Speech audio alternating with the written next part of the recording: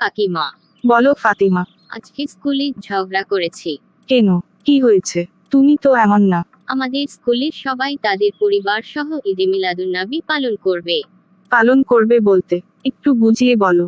আসলে কাকিমা, কালকে 12ই রবিউল আওয়াল।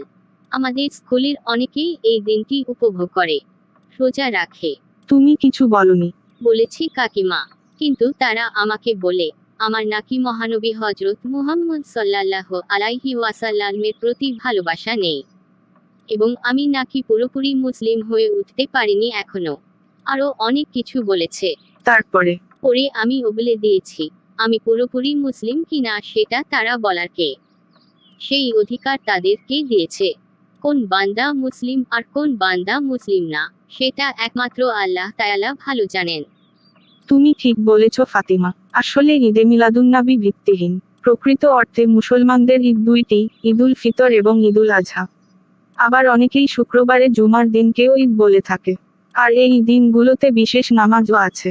কিন্তু ঈদে মিলাদুন্নবী যদি ঈদে হয় তাহলে তার কোনো নামাজ নাই কেন? তাছাড়া, যদি এটা সহি হয়েও থাকে তাহলে তার গুরুত্বপূর্ণ কোনো আলোচনা নাই কেন? আর 12ই রবিউল আওয়ালে মহানবী হজরত মুহাম্মদ সাল্লাল্লাহু আলাইহি ওয়াসাল্লামের যে জন্মদিন তার বিশেষ কোনো আলোচনা নেই, কেননা কোথাও এসেছে 9 তারিখ, কোথাও 11 বা 12 তারিখ।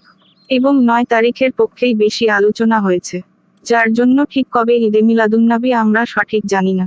জি কাকিমা, এমন বলেছি, যদি সত্যিই এটা হয়ে থাকে তাহলে হযরত আলী রাদিয়াল্লাহু আনহু এবং তার অন্যান্য সাহাবীরা এটা পালন করেছে, তার ভিত্তিতে কোনো হাদিস নাই কেন?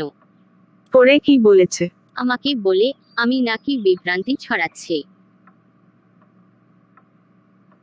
মন খারাপ করো না ফাতিমা, তোমার সঠিক কথা বলার ছিল, তুমি বলেছ। তাছাড়া অনেকে এটাও বলে যে ঈদে মিলাদুন্নবী নাকি সবথেকে বড় ঈদ। কিন্তু তারা জানে না যে শরীয়তে দুইটি ঈদের সাথে যে তারা আরো একটি ঈদ যোগ করছে, এটা বিদআত। জি কাকিমা, আমাদের নবী হযরত মুহাম্মদ সাল্লাল্লাহু আলাইহি ওয়াসাল্লাম যা করতে বলেছে এবং যা করেছেন, আমরা ঠিক তাই করব। এবং যা করতে নিষেধ করেছেন এবং যা করেননি, আমরা তা করব না। ঠিক বলেছ ফাতিমা। বিদআতের ফলে মানুষের সকল ভালো আমল নষ্ট হয়ে যায়। আল্লাহ তাআলা সবাইকে সঠিকটা বুঝার তৌফিক দান করুন। আমিন। ভিডিওটি ভালো লাগলে চ্যানেলটি সাবস্ক্রাইব করুন। ধন্যবাদ।